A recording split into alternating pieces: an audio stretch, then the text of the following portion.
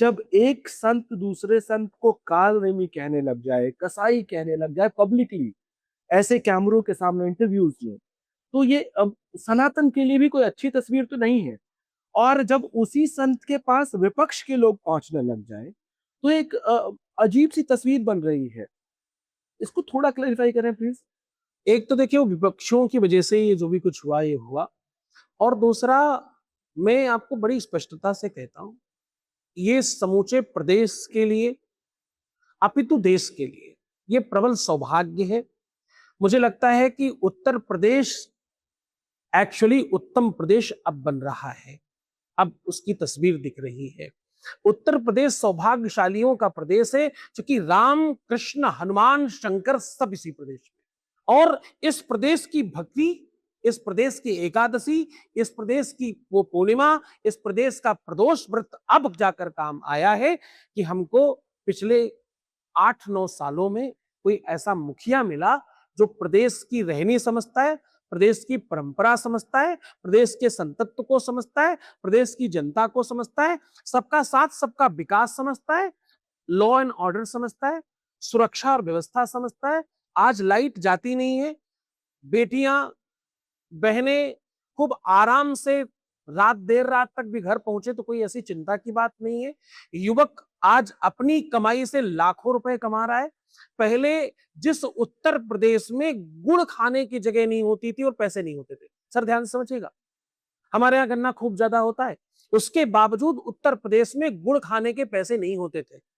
आज उत्तर प्रदेश के हर व्यक्ति के पास काजू की बर्फी खाने के पैसे हैं। ये उन्नति है। हम गुड़ से काजू की बर्फी तक पहुंचे, ये सामान्य बात नहीं है, ये अपने आप में गौरव करने जैसी बात है। तो मुझे लगता है कि योगी आदित्यनाथ जी को कुछ भी कहना परमात्मा को कुछ कहने जैसा है। मैं इसलिए नहीं कह रहा हूं कि वो सीट पर है, अथवा अथवा वो मेरे बहुत नजदीकी है, अथवा मैं उन्हें बहुत अच्छे से जानता हूं, वो मुझे जानते हैं, इसलिए नहीं कह रहा हूं। ये बहुत छोटी बात, वो सबको जानते हैं और सब उनको जानते हैं। पूरे प्रदेश के हैं, वो किसी एक व्यक्ति की थोड़ी है, वो पूरे प्रदेश के हैं, पूरे देश के हैं, सब संतों के हैं, सब सनातनियों के हैं और सबसे पहले हिंदुओं के हैं। अच्छा, उन्होंने मुसीबत बढ़ा दी है क्या विपक्ष की? इसलिए पूछ रहा हूँ, क्योंकि अब विपक्ष को जैसे अगर एक पॉलिटिशियन का टकराव एक पॉलिटिशियन से हो, तो आसान है टीका-टिप्पणी करना। लेकिन अगर एक पॉलिटिशियन का विरोध एक सनातनी, एक भगवाधारी मुख्यमंत्री से हो, मैं एक एग्ज़ाम्पल देता हूँ। अखिलेश यादव ने कहीं एक जगह कहा कि हमको इत्र पसंद है, इसलिए हमको खुशबू पसंद है, इसलिए हम इत्र पार्क बना रहे हैं। उनको दुर्गंध पसंद है, इसलिए वो गौशाला बना रहे हैं। अब ये अगर सामने वाला आदमी पॉलिटिशियन होता तो शायद वो कह के निकल जाते। लेकिन सामने वाला आदमी भगवाधारी संत है। क्या अब ये टीका-टिप्पणी करना विपक्ष को और ज़्यादा भारी पड़ रहा है? देखिए, मुझे लगता है कि जिसके पास जितना विवेक है, जिसके पास जैसा ज्ञान है, जिसके पास जो सामग्री है, वो वही प्रोवाइड कर पाएगा। आलू बेचने वाला आलू दे सकता है, कोयला बेचने वाला कोयला दे सकता है, हीरा बेचने वाला हीरा दे सकता है। आप जिनकी बात कर रहे हैं उनकी पृष्ठभूमि क्या रही है, उनकी परंपरागत कैसी पार्टी रही है, आप देख सकते जान सकते हैं।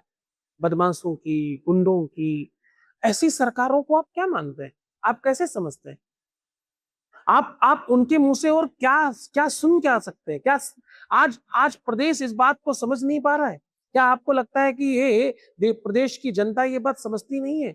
आप उस गौ माता के लिए कह रहे हैं जिसके शरीर में 33 कोटि देवी देवता विराजमान है, इसको हम प्रणाम करते हैं, इसको हम नमन करते हैं। हमारे घर की पहली रोटी जिसको जाती है, इसको नमन प्रणाम किए बगैर सनातन में कुछ होता नहीं है। हमारे यहाँ बिना गौदान के दुनिया का कोई भी अनुष्ठान प्रारंभ नहीं होता, समाप्त नहीं होता, पूर्ण नहीं होता। आप ऐसी गौशाला को, ऐसी गौमाता के लिए ऐसी बात कह रहे हैं, तो आप ये कहीं ना कहीं अपनी बातों से किसी संत को आप कुछ नहीं कह रहे, आप पूरे प्रदेश को कह रहे हैं।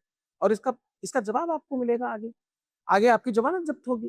तो ये कोई आप अपने लिए ही कर रहे हैं। अवश्यमेव भोक्तव्यम कृतकर्म शुभा अशुभम, जो तुम करोगे उसका फल तुमको ही भोगना पड़ेगा, किसी और को नहीं।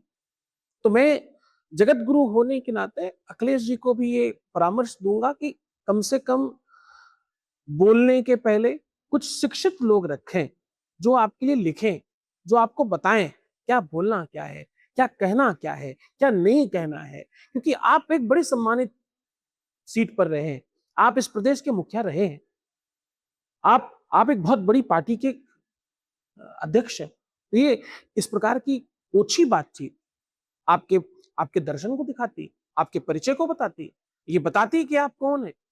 तो फिर अगर हम आपको सनातन विरोधी कहें तो बुरा मत मानना, फिर अगर हम ये कहें कि तुम हिंदू विरोधी हो तो बुरा मत मानना, फिर अगर हम कहें तुम एम ब्रांड के हो तो बुरा मत मानना।